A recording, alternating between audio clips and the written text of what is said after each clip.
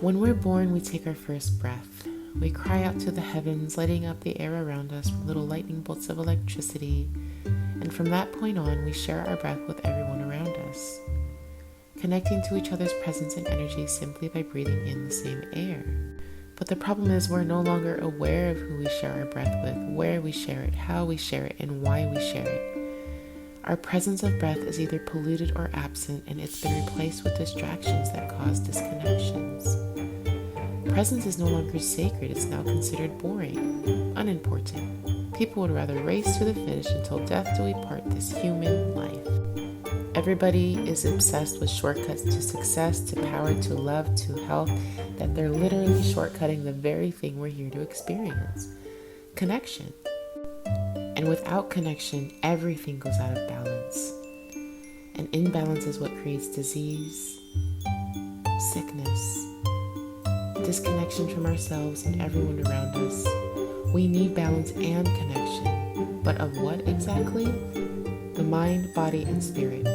When we have complete balance of the mind, body, and spirit, this creates the Lokahi triangle, or harmony of the mind, body, and spirit.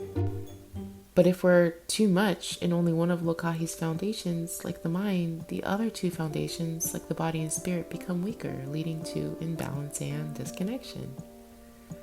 But if we're connected, balanced, and in Lokahi, something magical occurs: Olakino, the state of health and well-being. In Olakino, the mind, body, and spirit flow like the way of water. Everything moves forward, enabling health and vitality. But when we're not flowing forward within like the way of water, it means that we're stuck somewhere within, preventing the flow from moving forward. Stagnant, infested. Water that sits in the same place for its entire life, filled with dirt until evaporation or death. That's an entire life of pain, living with a sickness my people call ma'ina loko, inside sickness caused by family troubles or trauma. And it's always stemming from a traumatic experience in our past. I call these experiences emotional quicksands. These emotional quicksands are exactly what my people knew would cause an epidemic of mass proportions. So they implemented Hooponopono to prevent emotional quicksands from rooting in the mind, which was simply just their way of life until colonization. When colonization happened, they watched their family members succumb to foreign disease, their lands get stolen, and their queen get illegally overthrown. Their connection to who they were and how they lived so closely with the land got ripped away. The Hooponopono way of life just became a method that only some families continue to implement in secret. And mine was one of those families that tried. It has now had to evolve into the method it is today because we no longer live in 200 BC. In 200 BC, people were willing to Hooponopono together, but in modern times, this is unheard of. This is where the more modern word for the way my ancestors lived before colonization, Hooponopono, came to be created. It is based on the principles of their ancient ways of life, and it is what is left of their teachings from 2,200 years ago. These principles are the backbone of what Hooponopono has had to evolve into, which is now a form of inner child healing to get already deeply rooted emotional quicksands out of your mind, body, and spirit. It is the tool to get to the root of all trauma that both lives in your blood in the form of generational trauma and trauma that you've experienced in your life from the day you were born. Trauma that becomes hoo-hoo in your mind, body, and spirit, meaning trauma that burns, ferments, that boils to the surface. Uncontainable, uncontrollable, destructive trauma that creates mental, physical, and spiritual pain and limiting beliefs in your heart. That sabotages relationships, that creates space for fear instead of courage, judgment instead of understanding, pride instead of humility, and assumptions instead of knowledge.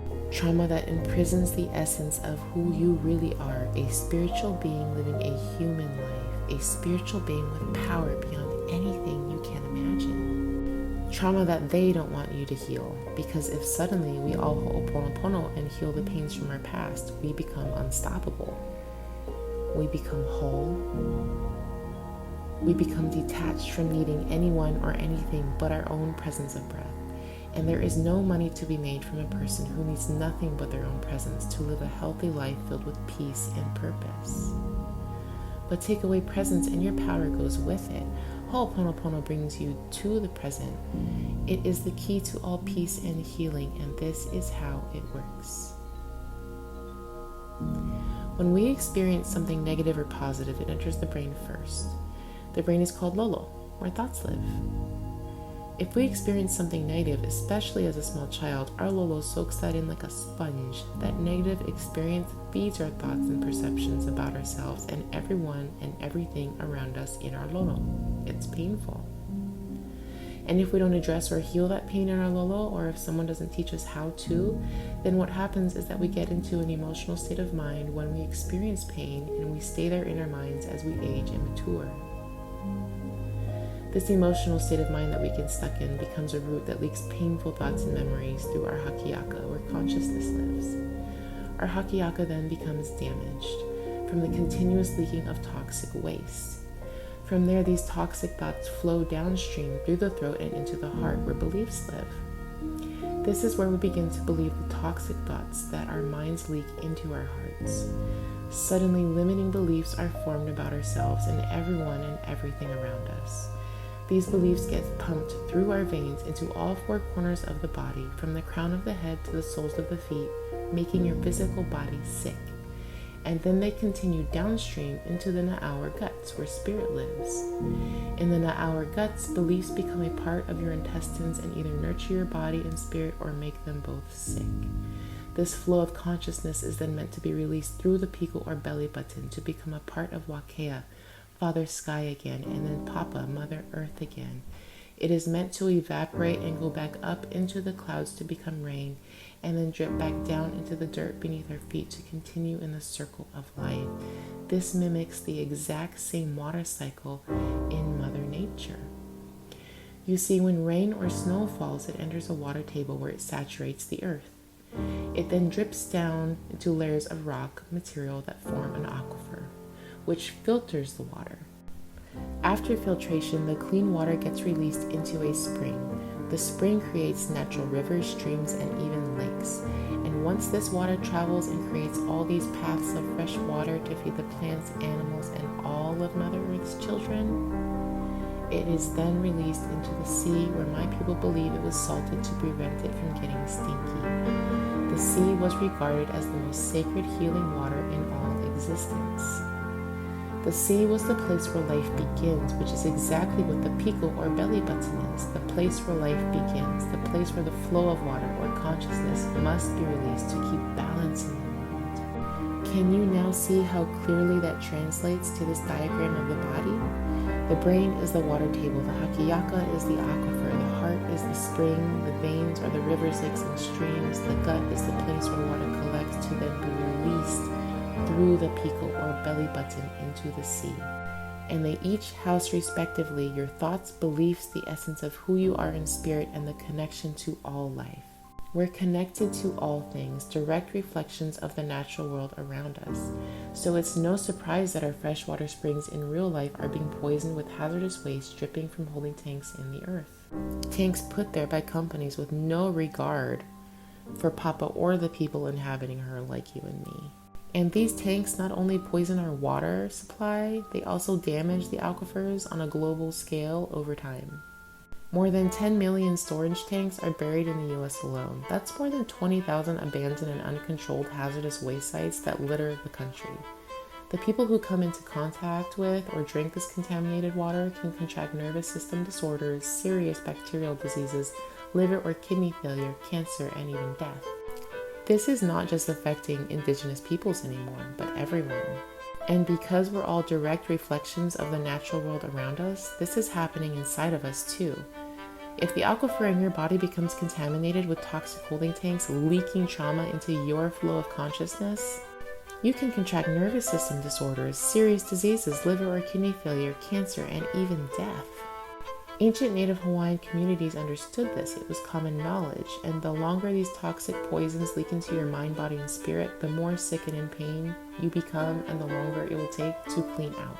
But it's not impossible to clean out. It can be done. This is exactly what Hooponopono does. It takes out the root, the holding tank, the source of the leaking toxicity, and it flushes out your freshwater stream so that new, clean, clear water replaces the polluted flow.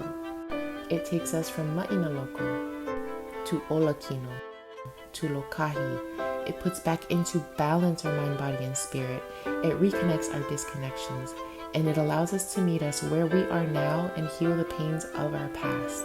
And when we heal, so does Papa, so does the world. We become present. We become aloha. And that, my dear friend, is everything.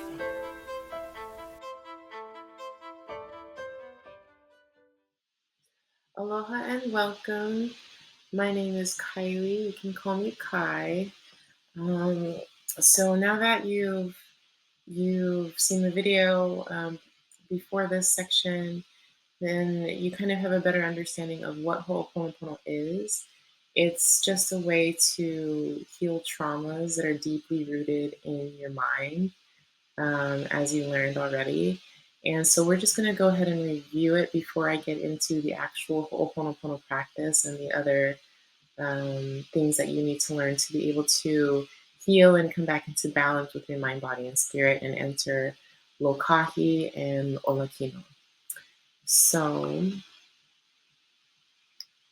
here are the two diagrams. I really like visuals because I really think they give a really good, just clear understanding of methodologies. I like to learn with visuals, so I feel like they're very helpful for others as well. I don't know, but these two images clearly show you that the brain, the Lolo, is the water table where the water, rainwater, snow melt saturates into the brain, and the rain and the snow are just experiences that you go through. And the brain saturates with these thoughts that these experiences turn into.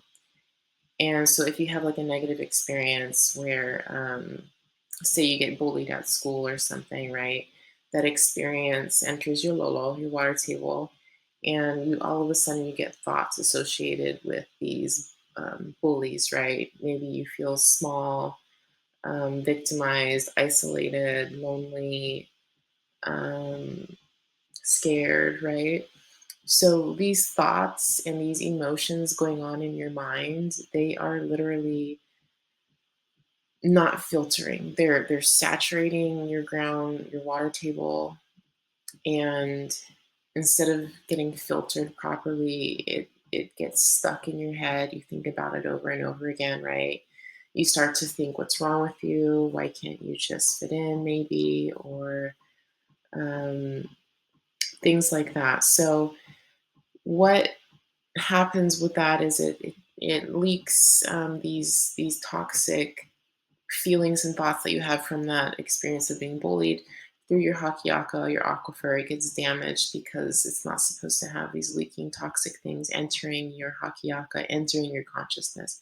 So when it's up here in the brain, it's not in your consciousness yet. It's in your realm of consciousness, but it has not entered your consciousness yet. You still have a chance to filter it properly. And what that means is when you start living in your hakiaka, which is people call it a third eye, it's literally the flow of consciousness. And we call it the hakiaka. Ha is the breath of life in Hawaiian. Ki or ti is like a gateway or a key to open.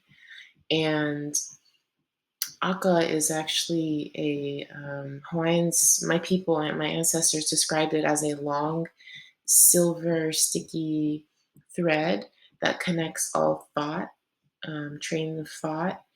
And so together it's Hakiaka. And nobody actually knows that word. Well, I haven't met anyone or heard of anyone that knows this word. You can't find it online. It's in my family's records, that is the body part, that little light, that beginning of consciousness, that is your Hakiaka. And that's a lot of Hawaiian words, all of them pretty much have pieces of other words in them. So ha is breath, ki or ti is like a key or a gateway, and aka is that silver thread. And that silver thread is what connects all thought processes. So say you're like thinking of something, and then you have this random thought pop up, but there's like that little tiny train of thought that takes you to that next thought, even though it sounds like it doesn't make sense. Like if you were to just blurt out loud one topic and then jump to the next one to somebody else, they would be pretty lost, right? Because they didn't understand that thought process. But that's what that little thread is. It's that little connection of thought and idea. So it's basically within your flow of consciousness, right? It's in your thoughts, and it connects things. So it's supposed to filter through your hakiaka, drips down your throat. You can get throat problems. And then obviously, because it's entering your throat, it enters the things that you say, your breath. It enters your lungs and things like that. Now it has a path here to start to mess things up very badly. And when it gets to your heart, all of these toxic um, particles of thought that are getting through your hakiaka and damaging your natural aquifer goes through your throat, ends up in your heart. Your heart is the freshwater spring. It is called a pu'uwai, or mound of water. That's what it translates to, because Hawaiians actually believe that the heart was like a freshwater spring. They knew there was blood in it. It's just an analogy for how they described it. And because the heart pumps all the blood through your body, those are the rivers, lakes, and streams of your body. So if you believe something, this is where thoughts drip down and they become beliefs. You start to believe them in your heart. So whether they're good beliefs or bad beliefs, they are stemming from experiences and thoughts in your brain, in your lolo, your water table. So that's why it's so vital to filter your thoughts and experiences through here, because as soon as it reaches the heart, that's when it starts to get dangerous, because it gets pumped out into all four corners of your body, from the crown of your head to the soles of your feet. Now it's getting very physical, and it's entering your DNA. So from the heart drips down to your na'au, where your spirit lives. It's supposed to be a lush garden full of vibrancy and health and wellness, and your spirit is supposed to be able to reside there and just kind of steward and tend to your garden in your na'au, this little place of where the water collects before it goes out to stream into the ocean through your piko. So in the ocean there are actually aquifers, yeah, and a lot of the freshwater streams make its way downstream and then up through the bottom of the ocean, or it could go through the top. There's numerous ways it can happen, but yeah, there's even freshwater springs that come up through the ocean. You can actually put your mouth to it, and it's fresh water, and it's really icy cold because it's coming from the water tables. And so your piko, your belly button, is where that's supposed to be released through your breath. So when I say release through your breath, I don't mean like you actually breathe out through your piko.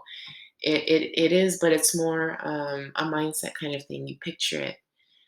That's very important. You have to have the right mindset. And if you think it's woo woo, like, oh, that's weird, I'm not gonna picture breath coming out of there. Well, then it's not gonna work the way it's supposed to. It's supposed to enter your body through here and come out through your piko, not through your pee, not through anything down there. It's supposed to come out through your piko. So a lot of people struggle with that idea, but Hawaiians naturally practice breath work. They would inhale, and then as you exhale, your stomach deflates, and you're supposed to picture that consciousness flowing out. And if you know you've got toxins in there, picture mentally a black smoke, a black yucky coming out of your piko, and like you're pulling it out, like you're actively like pulling it out. Pretend you're pulling something out of your piko. And that whole process, it sounds weird, but that's a vital part of it. You have to imagine it coming out of your body through your piko, with your breath, with your presence of breath, with your aloha, and pulling it out and going like that, like throwing it out. And then when you're done, you do that a few times, however many times you want. You don't have to go overboard. This is going to take a while, right? Trauma takes a while to leave your body. So just do it daily. Consistency is key, just as anything else that's worth your time, right? Consistency. So do it daily. I like to do it twice a day. I really like to do it at night. If I forget in the morning, I do it every night. all of my Hooponopono is done at night. Only some of it is done in the morning because I have a little boy and a dog, and they have needs in the morning. So I like to do my things at night when I'm alone, when I can have quiet time, when my son is already sleeping. I make time for this because it's vital in healing. So if you are in Olakino, it would still be good to do that. But if you're here, you're probably in Maina Local, which we all are, right? So yeah, so the experiences enter here, enter your water table. The raindrops are experiences. It enters your brain, your lolo, drips. It's supposed to be filtered through your hakiaka, drips down through your throat, enters your heart, enters your na'au, and then it comes out of your piko. And I like this visual because it clearly shows what can happen. The dullness of the hakiaka, the brown, kind of muddy, tarry, um, sticky dirt versus this very fresh, clean, vibrant version of health over here on this side. And let's go ahead and go to the next slide. So the experiences that enter and create those leaking, toxic holding tanks and emotional quicksands. I call them emotional quicksands because they're literally emotions that you get stuck in your mind. And it's like the more you fight it, the more you sink. So these are the roots of those leaking holding tanks. So say like the bullying example, let's see, like it could be a hurt leaking tank because you would have felt isolated, victimized, tormented, abandoned, those kinds of emotions, those kinds of feelings. So, because those kinds of emotions are the ones that are stuck and they leak those toxic things, you're going to feel those toxic things as you age and mature. Except the emotion that you felt at the age you experienced it, say you were 6 and then you're 26 and you never healed it, those victimized, abandoned, tormented, isolated, betrayed emotions are still in there, and they come out as hurt. They come out as hurt feelings. They come out as so many things. There's so many things this can manifest as. And these are triggers.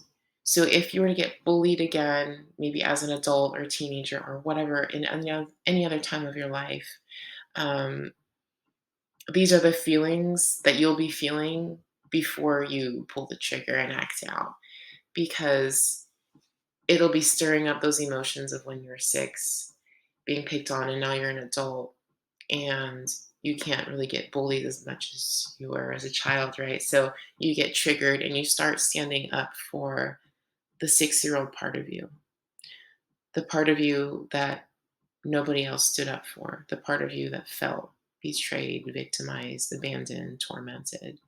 And that's when we lash out in our breath. Remember, right? It comes in through our throat. So it'll come out in our breath if we get triggered. But the cool thing about it, about being aware of how the body works in the Hawaiian way, is that if you remember to have your aloha, your presence of breath, and you actively know that you need to filter what's happening and going on that you're observing around you, if you're noticing that you're starting to feel tormented, abandoned, victimized, or whatever, that is the moment that you can be like, I'm feeling this way because I was hurt at this time in my life. And if you don't recognize the time in your life, it's from an experience in your past. So you can literally say, I'm feeling this way, I'm getting triggered, why am I getting triggered? And the second that you start to observe and explore why you're getting triggered, this is big progress, because then you can start to filter through your hakiaka and everything starts to change. Um, but these are the kinds of roots in holding tanks. These are where they come from. When you're bullied, um, Maybe you were abused when you were little, like you would be you would feel all of these. You would feel it would be a lot of hurt and anxiety and sadness, um, for sure. And I know that feeling. So um, yeah, that these are what roots are. These are what the holding tanks look like. They're emotions that you get stuck in when you experience them at the age you experience them. They stay inside of you as you grow and age and mature. That's very problematic, right? So we need to age and mature inside. Now is our time to age and mature inside with Ho'oponopono. It's time to recognize that we are no longer the 6-year-old child, but we can finally give this child exactly what they need. And because they get what they need, they're able to heal and move on. That's it. And the fact that we have that power inside of us to heal ourselves, we don't need to depend on a person to say sorry to us because we're doing it to ourselves. In ancient times, we did it together. You know, if somebody had hoo together with each other, then they would ho'oponopono it out, right? They would talk it out. Um, they would say, they would try to understand the other person's perspective, and they would say, okay, I see, I understand that. I see you. I'm sorry. But when that doesn't happen, we don't get that validation. None of us do. And that's the norm nowadays is you don't get that kind of validation from anybody. So because we live like this now, Ho'oponopono has had to evolve into kind of an inner self love, inner child healing work because we don't live in 200 to 800 BC or even afterwards before the next time colonizers came. You know, we don't live in those times when Ho'oponopono was just a way of life. Now we live in a time where it's a very, everyone's isolated, so you can't really do that. And if you did bring up these problems to the person that hurt you, it would probably honestly cause more problems than actually help you, right? So don't do that. Work on this for yourself. And a lot of people think like, will this change? Because they've heard that story of Dr. Hugh Len, and how he healed this whole psych ward. The story is incorrect. He did not heal them and they were released. They got better, but they were released into a separate ward that was not as strict. So they didn't just go back out to society. That's not what happened. But it did work because it was a form of Ho'oponopono. But this kind of Ho'oponopono, like the correct kind of Ho'oponopono, it doesn't change the person, it changes you. It clarifies things for you. It clarifies who you should be around. Is this person that you're doing Ho'oponopono for like worth it? Ho'oponopono clarifies for you your self-worth. And if you're having an issue in a relationship and then you do Ho'oponopono suddenly, it's literally not going to change them, it's going to change you. You're going to be able to clearly see, is this person right for me or are they not? I'm starting to think maybe not. Or maybe it clarifies things and you think, yeah, maybe they are. Your gut, as you clear out these toxic emotional quicksands and toxic holding tanks in your mind, everything changes. Everything becomes clear. It's crazy. And it works fast. So I've been doing a healing journey for 7 years, and it's just when I started implementing this, things changed so much quicker.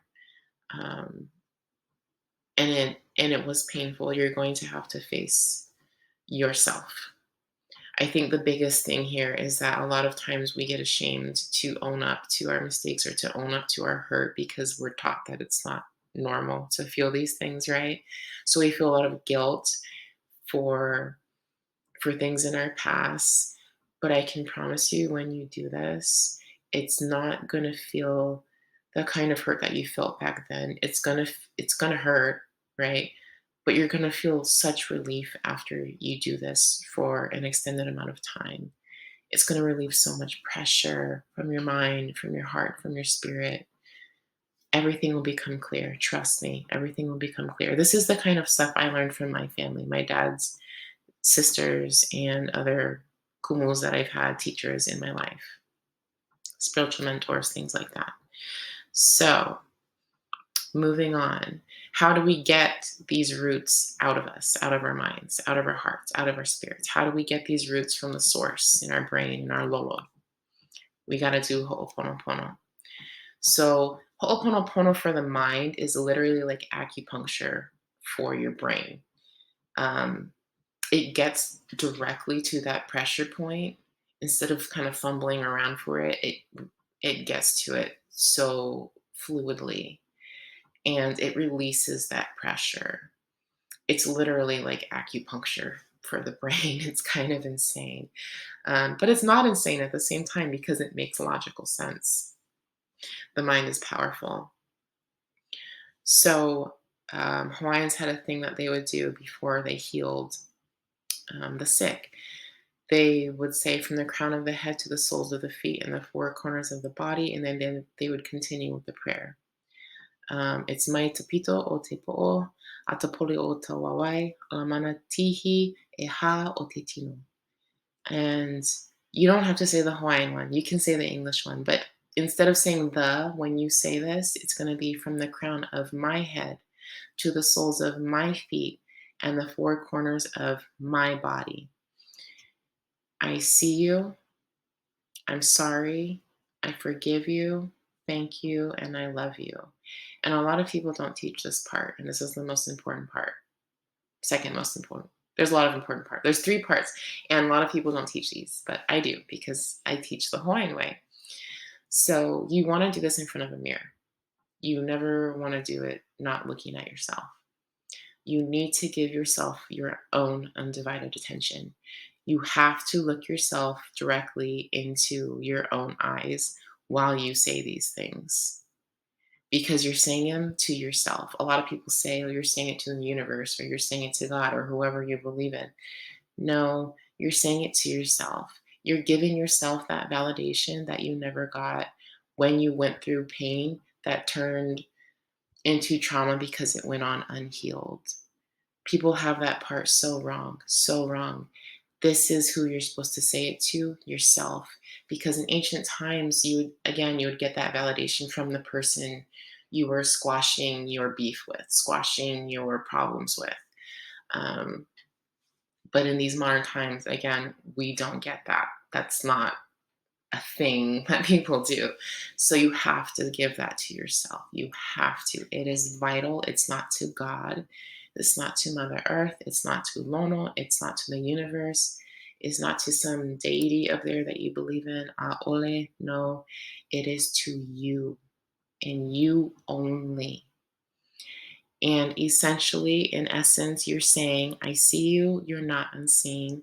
I'm sorry, you did not deserve to feel pain. I forgive you for accepting that pain as your truth.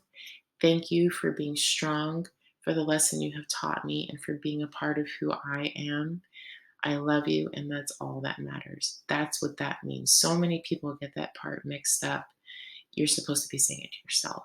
Otherwise, it's way less powerful, way less.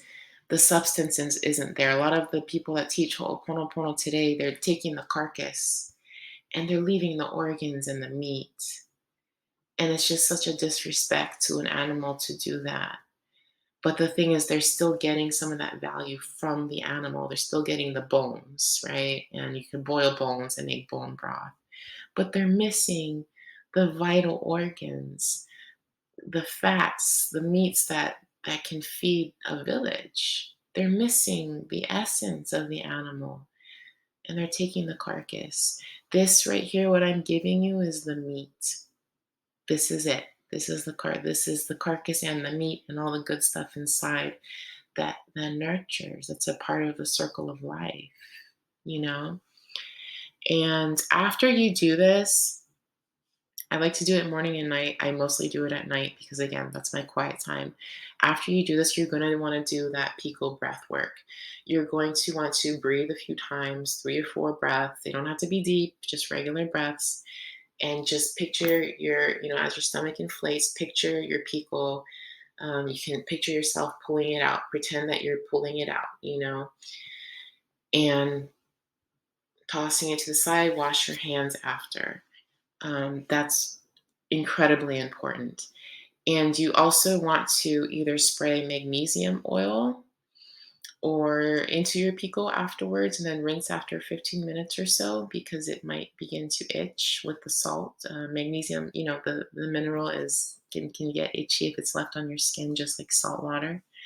So leave it on for 10 to 15 minutes. If you're using a spray or a lotion, wash it off after 15 minutes or so.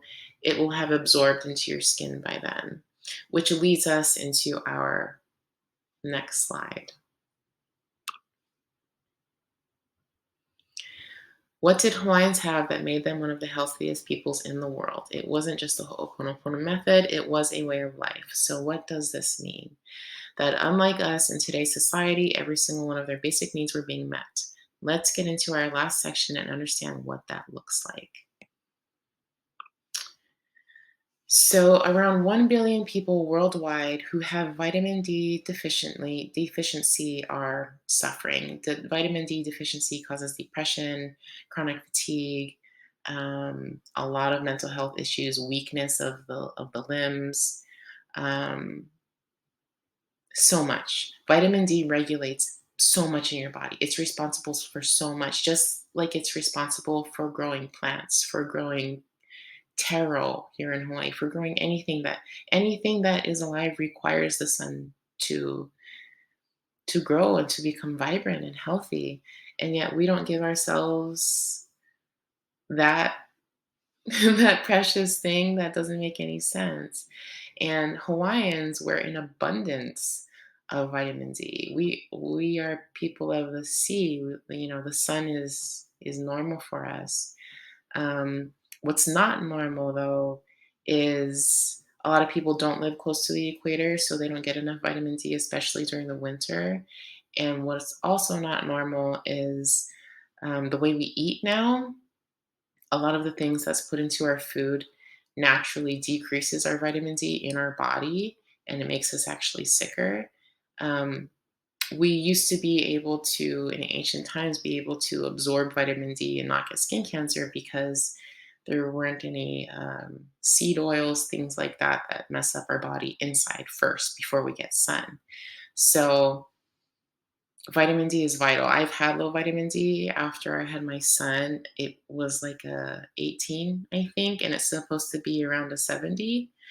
I was so sick. I had to go to naturopath because I couldn't get doctors to test it for me for whatever reason.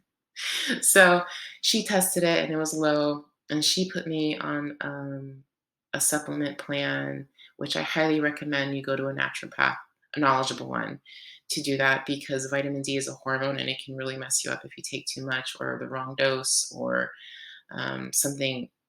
You don't want to do that. You want a good supplement, a trusting quality one, and you want to get it from a doctor, or not a doctor, but from a naturopath, unless you have a good doctor who will help you with that. I have not had luck with that, but if you have, that's great. But definitely take a look at your vitamin D. If you want to do a blood test, you're probably going to have to go through a naturopath because they do that for you. Doctors fight this. Um, you can also get vitamin D um, by sun gazing. You don't have to go directly in the sun. Sun gazing is just you kind of look. They call it sun gazing, but it's just you're just looking up to the sun, but off to the side of it, so that your eyes absorb that sunlight. Which, fun fact, did you know that sunglasses actually cause more skin problems than when you don't wear them because your eyes absorb the sun better than any other part of your body? So when you wear sunglasses, you actually get more sunburn because your eyes tell your body um, when to adjust melatonin and like protection and what it needs for the sun. So when you use sunglasses when you're in the sun, it's actually causing disconnection and imbalance in your body because you're not supposed to think it's afternoon, evening, or night when it's in the middle of the day. it actually causes sunburn. So if that's helpful. And also in the US alone, 75% of Americans are also chronically dehydrated. A lot of people think like, oh, if I drink a gallon of water a day, that's going to be awesome. No, negative. You don't want to drink a gallon of water. Nothing extreme. When it comes to ancient healing, do nothing extreme. Don't do extreme things, please, because shortcuts are never the answer. Shortcuts are never the answer. The best shortcut you could ever take is just starting your journey of Hooponopono or health or whatever it is now. That's the shortcut, is just starting now. Do not go extreme and drink a gallon of water. I drink maybe 4 cups of water a day, usually just between meals and once when I wake up. But I get a lot of my hydration from minerals. I drink coconut water, just like one of those little bottles from Costco, just 100% coconut water, organic. And I use a lot of different salts. I get sea salt here and make my own. And I also buy Celtic sea salt, Redmond sea salt, and Himalayan pink salt. And I rotate them and I just use all of them throughout my cooking throughout the week. So hydration is actually highly related to minerals versus water. So if you drink too much water, you're actually going to flush out your minerals more than you retain them, and it's going to cause more issues. You do not want your pee to be clear when you drink water. You want it to be like a paler yellow, but not clear.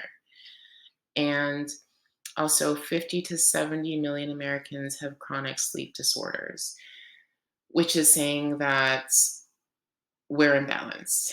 And getting enough vitamin D is vital in getting enough sleep because it helps you sleep better. And especially getting vitamin D first thing in the morning if you want to ground outside and put your feet in the earth.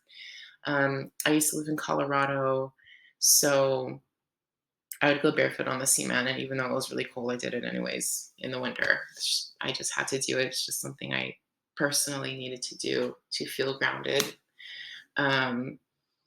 Only just for, if it was only for 30 seconds, it was what it was, but at least I did it, kind of thing. You can also ground by looking up into the sky, catching snowflakes on your tongue, just being present in the moment of what you're doing outside in nature, especially in the morning when you wake up.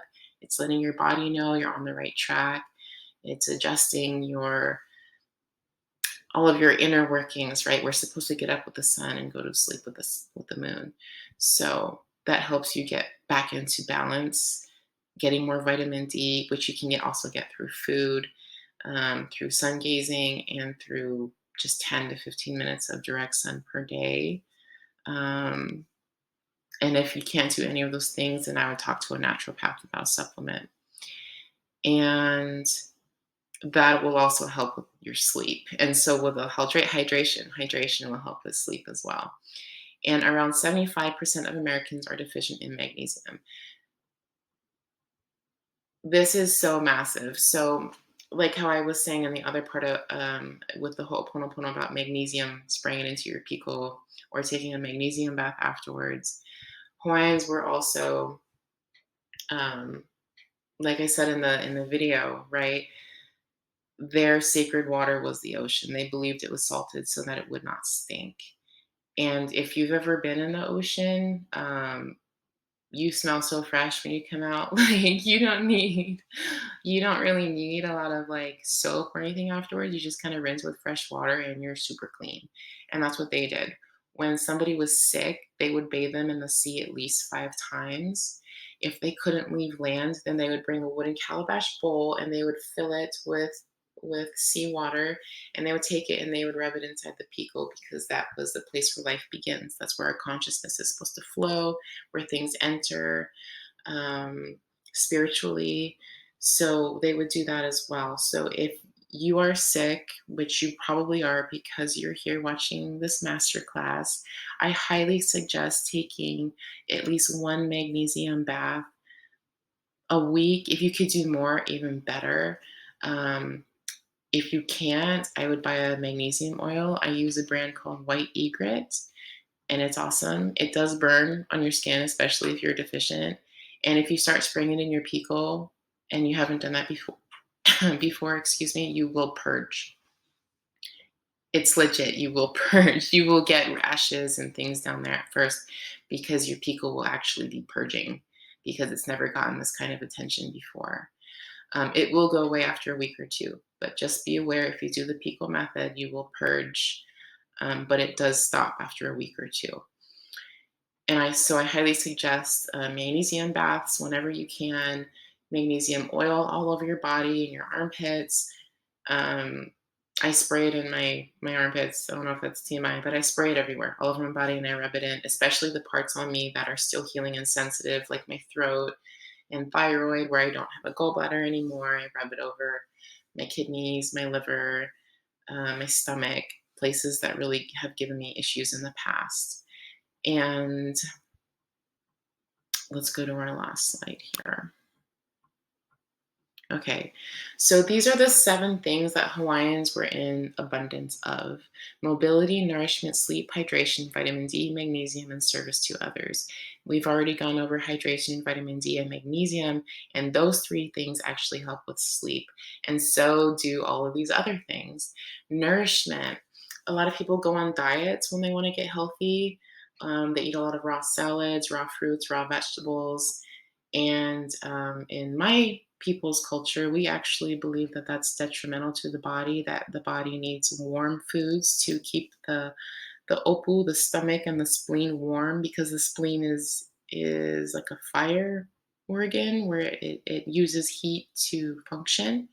So think here, warm, nourishing foods. I make a lot of sweet potatoes with I just like chop them up and I fry them in a pan with like either coconut oil or olive oil. I mix in a little bit of lamb.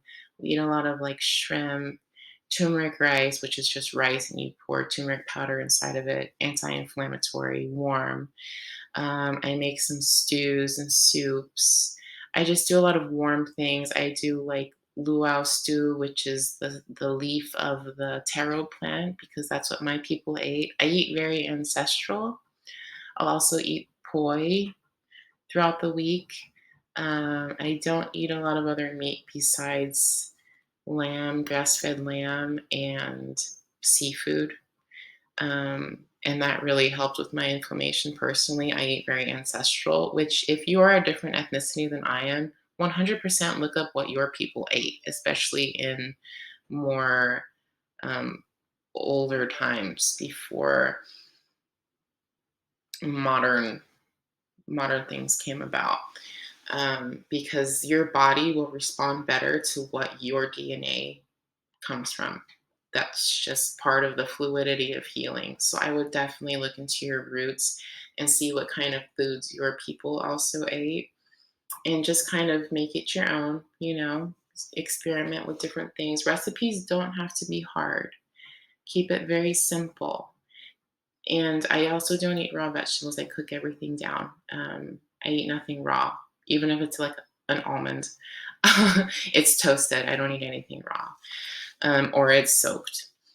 So we've covered those, and all of these things: nourishment, sleep, hydration, vitamin D, magnesium, they all go hand in hand. And these are basic needs that nobody gets. Like let's go back to this slide. Look at how many people are deficient in these things. That's not including vitamins A, calcium, vitamin C, vitamin E. There's so many things that or vitamin B, I mean, excuse me. There's so many things that we're deficient in, but if we are eating to nourish instead of to diet, then we're getting those vitamins in, you know? So instead of thinking, what can I eat that will be light in my stomach, or what can I eat that will be like healthy, like a raw salad, think warm, comforting, nourishing things, almost exactly like what they say in the Western world, where they're like, eat chicken soup when you have a cold. Think of it like that, where you have to eat warm, nourishing foods to help your body heal. It's that simple. Mobility: Hawaiians were mobile people. They could walk on reef because they were barefoot and their feet were so built up on the bottom of their foot pad that they could walk on reef. They were just very agile, athletic people. And for the mobility part, this isn't much about movement, like walking and running, as it is about just moving. I do a lot of mobility work because I had stress-induced fibromyalgia last year from more trauma, and I was in so much pain that I couldn't walk. So mobility saved my life. Um, I do a lot of footwork. I focused on my feet. I no longer do shoes. I don't wear shoes or high heels or anything. I just simply go barefoot, or I have a barefoot style sandal or shoe. And that has drastically improved pain in my body because your feet directly affect your hips, your knees, your back, your shoulders, your neck. It affects everything. Your feet are the roots. Your feet are the root of a plant, and so they need to be strong. And shoes make them weak, so you need to strengthen them in order to restore balance from the ground up. And I promise that will change your life because it changed mine, like, massively. So much pain went away when I started focusing on mobility for my feet and my legs. Um, there's this guy, the Barefoot Sprinter, on Instagram. Excellent stuff he puts out. I haven't bought any of his programs. I just use the free content that he has on his page. And um, I'm going to buy a program because it works. His stuff is legit. The Barefoot Sprinter on Instagram. Um, and then service to others. So Hawaiians live the law of aloha. Um, Everything that they did was to serve others. My people genuinely believe we're here to steward the land. And that means serving others in the land and getting food and giving it to each other. Food is a big thing. We share food. A lot of Hawaiians still grow stuff in certain neighborhoods. And what happens is we just share what we grow. That's kind of the Hawaiian way. We're always serving others, especially the ones of us that try to hold on to the old ancient ways. That's the aloha spirit, is always being kind to your neighbor. It doesn't have to be something hard. You could get a cup of coffee for somebody. You could hold the door open for somebody. Nobody has common courtesy anymore. So stuff like that is really special when it happens. Um, One of my favorite things to do is just go visit graveyards. And I don't know if this sounds weird, but I don't care. But I go visit graveyards and I like to put flowers on graves of people I never met. I also just enjoy being at graveyards because they're really peaceful. I can also see spirits and things, and I feel like I'm at home there because that's the world that I'm used to in my culture. So that's something I really love to do, and I highly recommend you try it out. Go to a graveyard, if not a scary one. If you're too scared, right? A nice one, well lit, and go walk amongst the graves and pay respects and leave a flower or two. And the feeling that you get from doing something so selfless for someone else, it takes you out of your head. It takes you out of your mind where your thoughts live, and it brings you into your heart. That's what service to others does. It gets you out of your head into your heart.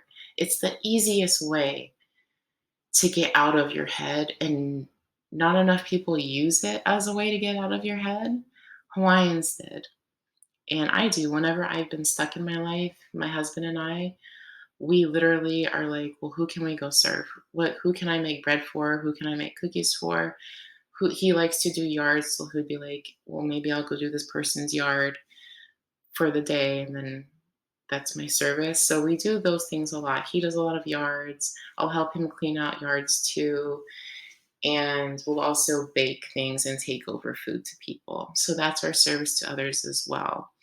It's literally the easiest way to get out of your head. Whenever you're just in a rut, you're not feeling good, change up your environment, do something nice for someone. Again, it can be something super simple like opening a door for someone, buying someone a coffee, giving a homeless guy your spare change, just being a connected, balanced, cool human being. That's what it's all about. Service to others, living with the aloha spirit. These are literally the 7 principles of basic needs that the Hawaiians were in abundance of. And to come back here and look at this amount of people who are deficient and lacking in these areas because we're not getting our basic needs on top of trauma that we've had. Like, come on, this is like an epidemic of mass proportions. This is local, like crazy proportions. So just know that you're not alone, first of all, and know that once you take care of these basic needs, your whole life is going to change. And I know it seems like a lot. So that's why I created something called a spiritual star compass. It's based on the star compass for navigation. The star compass is a basic mental construct for navigation when ancient indigenous would sail the seas, and that includes my people. Um, they use the stars, they use the sun, they use the wind, they use the currents, they use birds' flight paths. And I have created a compass that directly reflects what it did for master navigators. I made one that directly is will be it's something that I've used since 2018. 6 months after I started using this method, I lost 60 pounds, all of my PCOS, endometriosis, so many things got better or healed themselves. And I got pregnant after years and years and years of infertility. And after I had my son and I got sick with low vitamin D and all of these other things, I went back to this mental construct, this spiritual compass of mine, and it got me out of the funk that I was in, and we were able to do so much more again. And I experienced trauma again for like the past 2 or 3 years in a row, and we've all been through COVID, right? That was traumatic in itself. So just the trauma had compacted, and then I had stress-induced fibromyalgia and all of these other symptoms. All of these other symptoms. My kidneys are messed up. I've got stuff that I'm still healing because of the trauma that I went through over the past 3 years prior. So it works, and it is the easiest way that you can keep track of all 7 of these things, along with Lokahi, along with Olakino, along with mind, body, spirit connection, along with um, just like how the star compass for navigation gives you all of benefits of reading the sun and the stars and navigating from Hawaii to Tahiti to New Zealand. That's exactly what the spiritual star compass does. It makes everything so clear in your mind. It's out of this world. Nobody else teaches this because nobody else knows what it is. I'm Hawaiian, so I know how it works. And the thing is, the compass is for navigation, but Hawaiians use the same methodologies for everything that they did, for agriculture, for navigating, for spirituality, for spiritual healing, for physical healing, for mental healing, for Hooponopono. Everything had a method and they were all related. So what I've come up with is literally just a spiritual version of the star compass. No one else teaches this. No one else knows how to. And it will help you remember these 7 things right here and this entire video so easily, with ease, I'm telling you, it's a game changer. It's a life changer. And I created that in a separate masterclass, which will be available next week. If you're on my email list now, if you got this video, so you'll be notified in your email, or you can come back and check on it on my website. But I am telling you, this spiritual star compass is legit. It's legit. It has helped me so massively in my life since I started using it in 2018. The things that have happened, the miracles that have happened, and although I went through heavy trauma, that compass kept me alive. It kept me grounded through so much pain. And if I can offer that to you, take it. Please take it. That one is going to cost a small fee because I don't want just anybody to get it for free and have that knowledge and pervert it somehow. I want it so that a person who thinks it's valuable enough to get it gets it. So much free content has gone out for Hooponopono in the past few years, and it has been perverted and polluted and twisted and broken into something that it isn't. But it works, so people think it's this magical thing. What I teach is the real Hooponopono, and I am telling you, this star compass will change your life. It will change your life. It'll change your whole mindset. It'll give you a whole new mindset that you've never experienced before. That's how freaking awesome it is. And before I end this video, I also wanted to add, I forgot to add in here, into the mobility part, Hawaiians also would do deep tissue massage daily for the mobility part because they knew that trauma was released also through the body.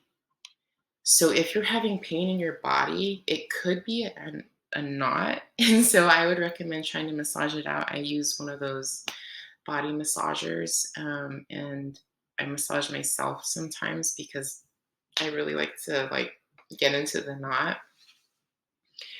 But your body probably has knots in it that you're not even aware of, because you can't feel knots until you get into that deep tissue.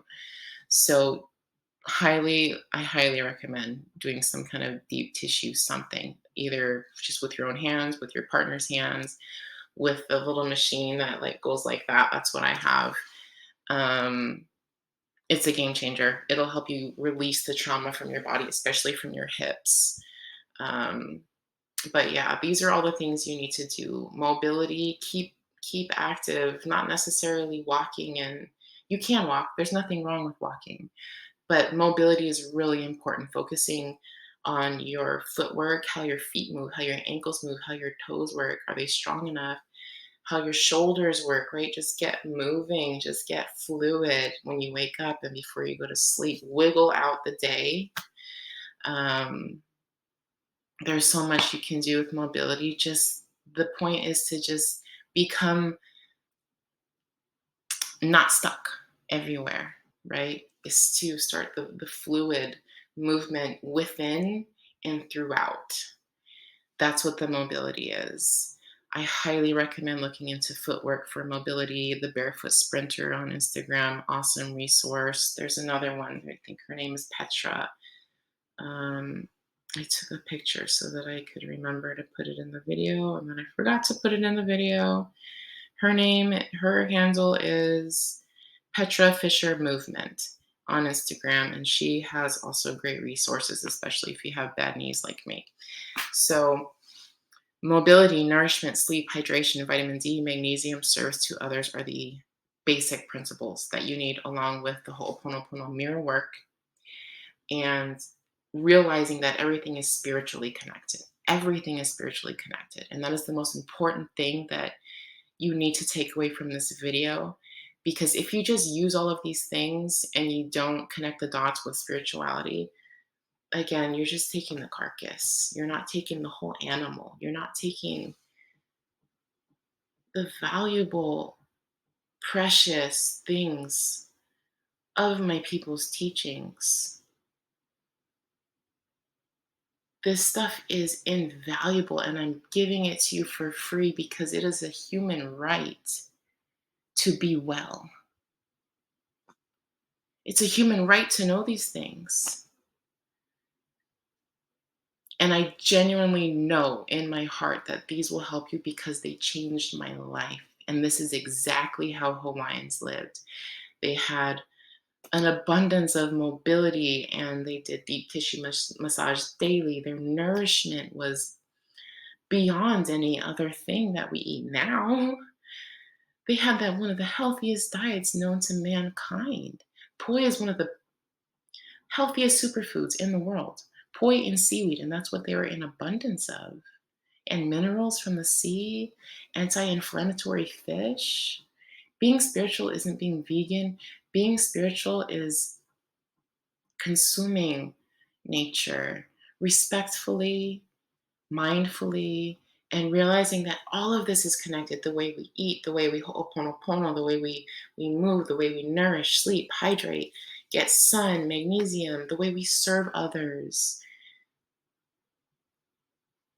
We must get back to this kind of living. This is the kind of connection and balance that the world needs. Lokahi, olakino, because we all have ma'ina loko, inside sickness. This is how you heal. Use every bit of information that I've given you today. I still post stuff. I'm gonna, give you guys as much information as I can for free, but that star compass, worth it. It's worth it. Trust me, it's worth it. Anyways, I hope you guys like this masterclass. I hope I didn't go too long. I'm sorry if I did. I tried to get as much information in here as possible. It's been pretty long, so I'm sorry if this was too long for you, but this has everything in it that you need to heal and to come back to yourself and to heal from the trauma in your life, to become more self aware and conscious of everything and everyone around you, especially yourself. Especially yourself. Get out of your head, live in your heart, and heal your na'au where spirit lives. Because if you were to go down there right now and you're sick and you know your na'au, your gut is sick, your spirit's in there waiting for you to notice it. And when you notice it, it's going to be so happy to see you. So happy to see you. Your power is already inside of you. This is just a guideline to clarify everything in your life. And that star compass will clarify things like way more, way more. It's insane. And it's based off of, again, the star compass for navigation that ancient indigenous peoples used, including my people. Anyways, I hope you guys enjoyed this. I hope you enjoyed this. You as a viewer, thank you so much for trusting me with this. And I can't wait for you to get started.